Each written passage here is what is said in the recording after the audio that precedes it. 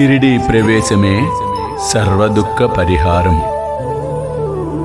ఆర్తులైననేమి నిరుపేదలైననేమి ద్వారకామాయి ప్రవేశించినంతనే సుఖ సంపదలు పొందగలరు. నా భౌతిక దేహానంతరము నేను అప్రమత్తుడనే. నా భక్తులకు రక్షణ నా సమాధి నుండి వెలువడును.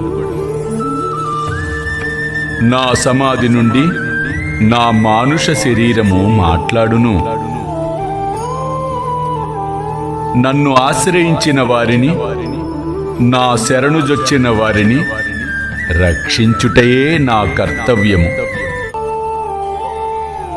నా యందు ఎవరికి దృష్టియో వారి యందే నా కటాక్షము.